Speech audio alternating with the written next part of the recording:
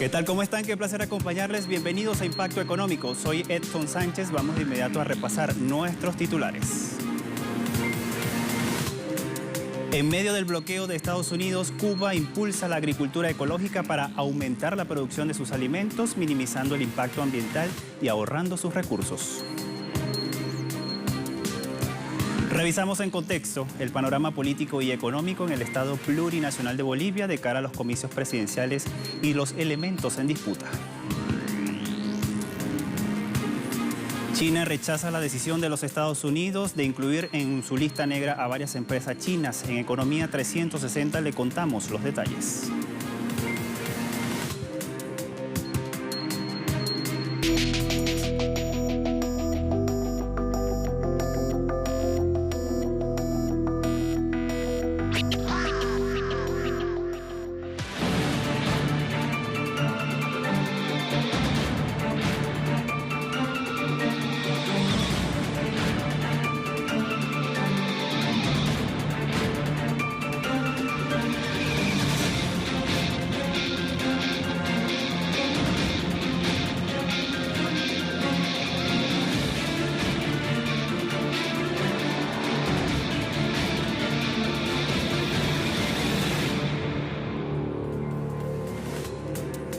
Comenzamos con esta información frente a las dificultades que atraviesa Cuba, producto del bloqueo de los Estados Unidos. Este país avanza sobre la agricultura ecológica para aumentar su producción de los alimentos en los campos. La mayor de las Antillas no puede adquirir del mercado externo los fertilizantes y plaguicidas químicos. En medio del bloqueo, el uso de biofertilizantes se ha convertido en una alternativa menos contaminante y más económica para aumentar los rendimientos agrícolas. Tanto la pandemia del coronavirus como el recrudecimiento de las acciones coercitivas de Washington han impedido el ingreso a Cuba de las 2/3 partes de los fertilizantes. La necesidad de abastecer a la población de alimentos llevó al gobierno cubano a buscar estas alternativas. Y por esta razón los bioplaguicidas, biofertilizantes, bioestimulantes y también los abonos orgánicos han jugado un papel fundamental en la agricultura de este país. Para satisfacer la demanda de los productos agrícolas, la empresa Gelma multiplicó sus producciones que gozan de aceptación entre productores a gran escala como los huertos familiares.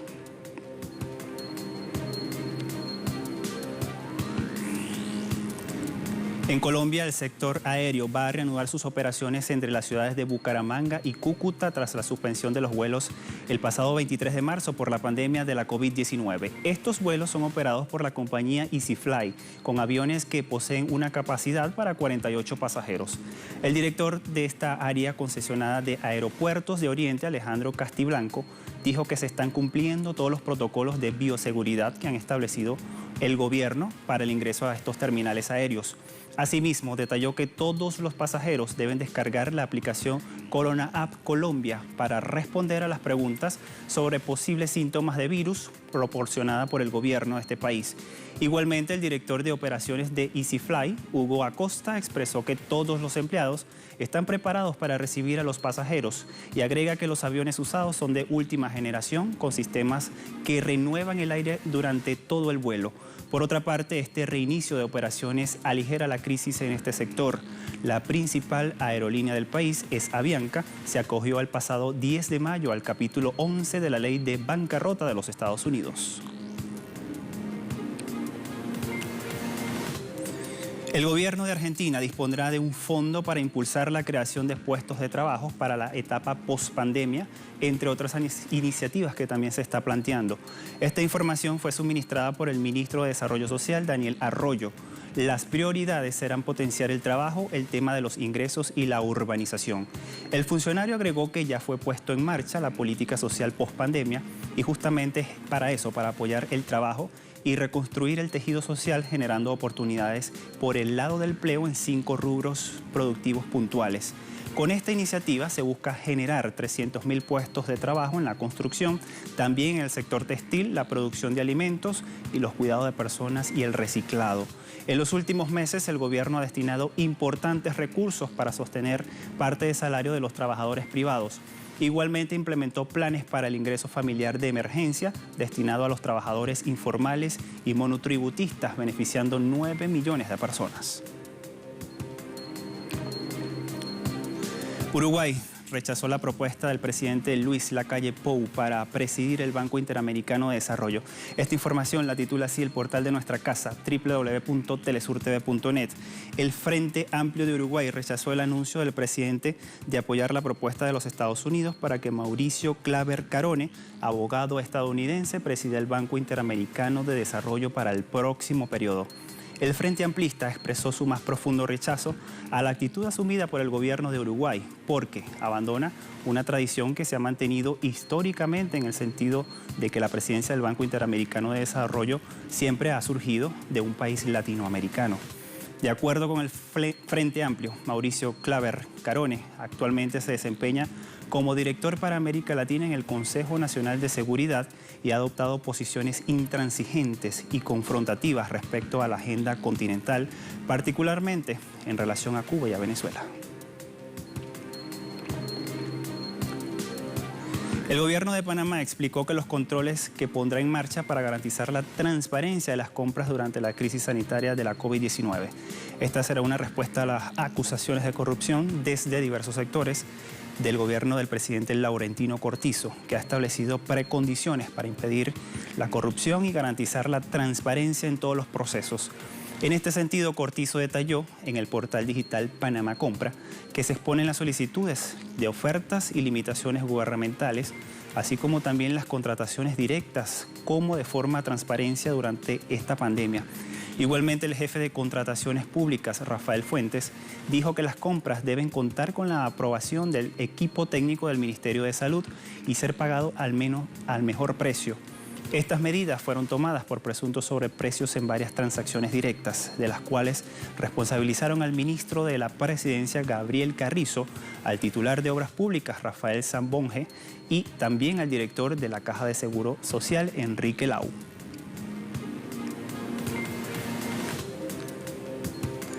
Hablamos ahora de Ecuador porque el exmandatario Rafael Correa alertó a través de la red social Twitter la supuesta ayuda económica que puede recibir el gobierno nacional mediante los derechos especiales de giro. Y esto lo hace el exmandatario Rafael Correa a través de la cuenta en Twitter. Allí la tenemos. Escribe lo siguiente: Senado de Estados Unidos votará el jueves paquete de leyes, incluyendo la emisión de $2 billones de derechos especiales de giro. De aprobarse, el Ecuador le tocarían 4.000 millones de dólares. Dice que sería una inmensa ayuda. El 24 de junio, el presidente Lenín Moreno planteó que las economías con más recursos autorizarán una emisión sustancial de derechos especiales de giro en el Fondo Monetario Internacional. ¿Y esto para qué? Para que los países con menos recursos pudieran hacer frente a la crisis económica derivada del coronavirus. En 2020, la economía ecuatoriana se contraerá entre 7.3% y 9.6%, según las estimaciones del Banco Central.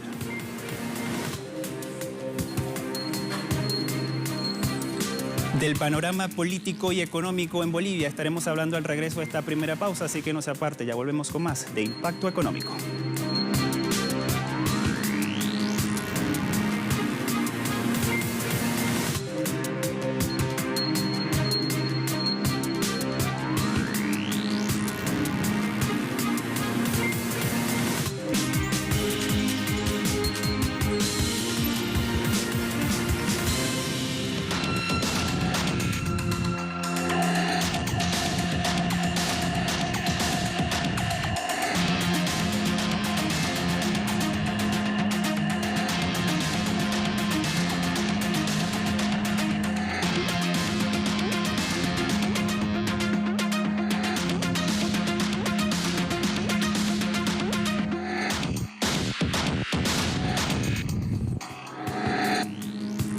El economista e investigador del Centro Estratégico Latinoamericano de Geopolítica, Alfredo Serrano Mancilla, ofreció un balance sobre los resultados de una encuesta que mide los panoramas políticos y económicos de cara a los comicios presidenciales de Bolivia. Este país sudamericano, desde noviembre del año pasado, mantiene un gobierno de facto. Es presidido por Yanine Áñez, quien tras su llegada al Poder Ejecutivo ha favorecido a diversos sectores económicos. Los detalles a continuación. De acuerdo a una encuesta del CELAP, sobre la base de unas 2.000 consultas, la presidenta interina de Bolivia, Yanine Áñez, fue fagocitada por su propia gestión. Según el sondeo, su imagen positiva se viene abajo 26,6%, al tiempo que aumentó el descontento por la gestión de la economía a 65% y de la pandemia a 60%. Asimismo, se suma la sensación mayoritaria de la ciudadanía boliviana que califica al actual gobierno como corrupto. Igualmente, la población boliviana se empobrece sin que nadie lo impida. El 38% ha dejado de percibir la totalidad de los ingresos y el 52% una parte de los mismos. Mientras, un 64% considera que las ayudas económicas del actual gobierno fueron insuficientes. Por otra parte, un 70% de los consultados está en contra de las privatizaciones de servicios básicos y sectores estratégicos, y un 74% valora el papel del Estado en la economía del país. También el 62% se mostró favorable a suspender pagos de deuda o procesos de renegociación. El CELAP agrega que ni el golpe de Estado contra el presidente Evo Morales ni la persecución judicial han logrado hacer desaparecer la principal fuerza política del país. El candidato del MAS, Luis Arce, goza de un 41,9% de intención de voto proyectado sobre válidos, mientras su principal adversario, Carlos Mesa, queda lejos a 26,8%. La mayoría de los bolivianos están rechazando al gobierno de facto de Bolivia, y todo esto se debe a las medidas que ha puesto en marcha su presidenta. Y fíjense que también esto se debe al bienestar de los ciudadanos y también de los sectores económicos de la agricultura y también de la ganadería. Vamos a ver los detalles a continuación. De acuerdo al Centro Estratégico Latinoamericano de Geopolítica, el CELAP, el gobierno de facto de Yanine Áñez, desde sus primeros días recibió presiones para cumplir compromisos con el grupo de agroindustriales y traders exportadores de soya que le brindaron un apoyo crucial antes, durante y después del golpe de Estado. El pago de dichos favores consistió en una liberalización plena de exportaciones de alimentos, particularmente de la soya como exportación no tradicional. Con esta decisión se desmontan los mecanismos de negociación y determinación del sistema de precios justos que cumplían dos propósitos: garantizar un ingreso mínimo a los agricultores, defendiéndolos del poder de 15 empresas agroindustriales que realizan el procesamiento de soya, también determinar un precio justo para que la harina y la cascarilla de soya sirvieran como insumos y continuaran prosperando los sectores agropecuarios e industriales de la avicultura y la lechería. El mecanismo había sido implementado desde 2008 por el gobierno de Evo Morales, pero desde entonces el empresariado agroindustrial de Santa Cruz había solicitado reiteradamente al gobierno del MAS una flexibilización mayor o incluso la liberalización plena de las exportaciones. Desde el 14 de enero del año 2020 se anunció un acuerdo entre todos los sectores involucrados en el que participaba la Cámara Nacional de Industrias Oleaginosas de Bolivia, y se afirmó que el sector soyero espera recuperar $1.000 millones en exportaciones a partir de la liberación. El actual gobierno de facto mantiene paralizada una planta de urea. Este es el complejo petroquímico y está localizado en Cochabamba y fue impulsado por la administración del exmandatario Evo Morales. Fue declarado como supuestamente deficitario y no se avisora una solución inmediata a todo este problema. Pérdidas por al menos $30 millones se contabilizaron por la paralización de la planta de urea y amoníaco de Cochabamba.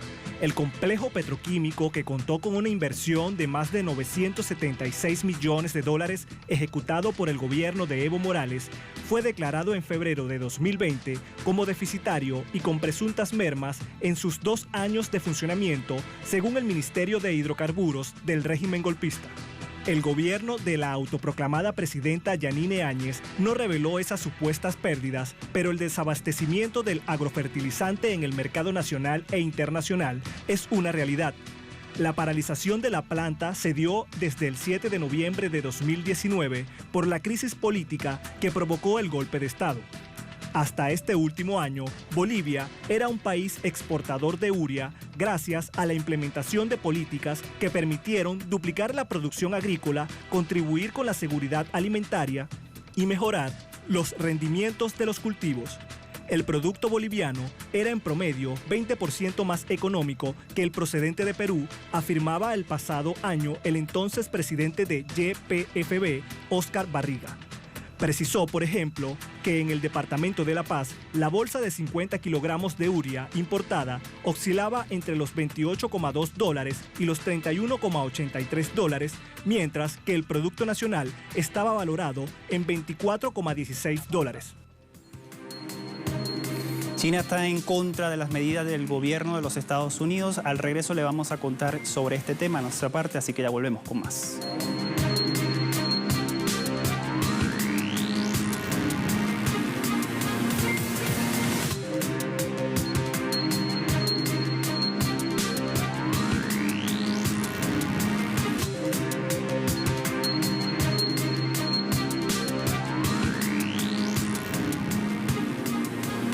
China rechazó la decisión de los Estados Unidos de añadir en una lista negra a 11 empresas chinas por supuesta violación de derechos humanos. Wang Wenbin es portavoz del Ministerio de Relaciones Exteriores de China. Él dijo que los Estados Unidos está utilizando los derechos humanos como una excusa para colocar a las empresas del gigante asiático en su lista negra de entidades. Indicó que tal conducta viola las normas básicas de las relaciones internacionales, por lo que Beijing tomará todas las medidas necesarias para proteger los derechos legítimos de sus empresas chinas. Las empresas incluidas, de hecho, en la lista negra no pueden comprar componentes de compañías estadounidenses sin la aprobación del gobierno norteamericano. Esta es la tercera adición de empresas chinas a la lista. Anteriormente, el Departamento de Comercio de los Estados Unidos agregó 37 compañías que incluyen 20 departamentos y empresas de seguridad pública china. Tras poco más de 4 días de largas reuniones, los 27 países de la Unión Europea lograron aprobar el Fondo de Recuperación de 750.000 millones de euros. La última propuesta, realizada por el presidente del Consejo Europeo, Charles Michel, quien dijo que dio el visto bueno de los líderes del bloque común. Se mantuvo la cifra inicial del fondo y esta asciende a 750.000 millones de euros, pero se bajó el monto destinado a las subvenciones de 500.000 millones a 390.000 millones de euros, quedando aún así por el orden de los 360 millones de euros. Este fondo busca apoyar a los miembros del bloque a paliar la recesión económica que ha sido provocada por la pandemia del coronavirus. Los líderes del bloque también lograron acordar el presupuesto de la Unión Europea, que asciende a más de 1 billón de euros para el periodo 2021 a 2027. El gobierno de Australia anunció que va a extender por 6 meses más los subsidios salariales que benefician a unos 3.5 millones de trabajadores de este país. Las ayudas, que se ampliarán hasta marzo de 2021, ascenderán a un máximo de $843 quincenales por trabajador. El primer ministro australiano, Scott Morrison, dijo que en el tercer mes del año que viene volverán a hacer una revisión de esta situación, aclarando que los subsidios salariales serán de menor monto y con pruebas más estrictas para recibirlos. El Ejecutivo australiano ha destinado un total de 182.080 millones de dólares en apoyos fiscales y en ayudas por la crisis de la COVID-19. Esto representa 13.3% de su Producto Interno Anual. El gobierno de Nepal anunció que el país volverá a permitir las operaciones aéreas nacionales y también internacionales. Esto va a ser a partir del próximo 17 de agosto. La decisión fue tomada en base al descenso de los números de casos de coronavirus, lo informó así la ministra de Justicia, Shiva Maya. Asimismo, indicó que todos los vuelos serán operados bajo los protocolos especiales y de seguridad. Por su parte, el ministro de Aviación explicó que los vuelos serán restringidos y se van a aplicar criterios separados como la cuarentena para los nepalíes y los extranjeros que entren a este país. Las medidas que se harán efectivas casi 5 meses después de que el gobierno nepalí decretara el pasado 24 de marzo el confinamiento del país y la suspensión de las operaciones aéreas, a excepción de los vuelos de repatriación.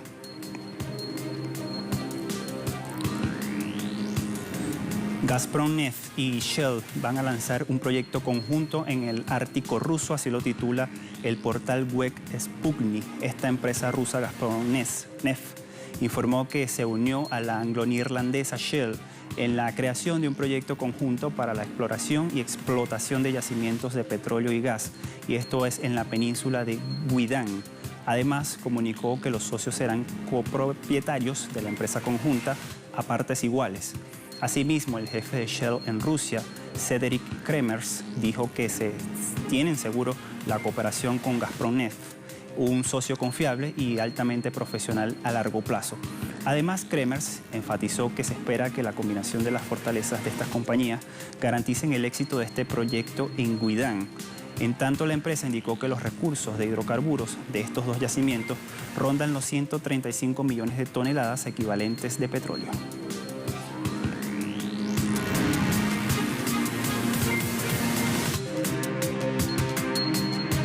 Pasamos de inmediato a repasar los indicadores petroleros al cierre de la jornada de este martes. Vemos en pantalla la relación de intermedio de Texas, WTI, $42.19 el barril, tiene un alza de 3.38%. Sumamos ahora Brent de referencia en Europa, $44.70 el barril y sube 3.28%. Y por último tenemos el crudo OPEP, $43.3 con una baja de 0.19 centavos de dólar. Con estos indicadores ponemos punto final a esta emisión de Impacto Económico. La invitación para que siga todas nuestras redes sociales. Como siempre, a todos muchas gracias y será hasta la próxima. Chao.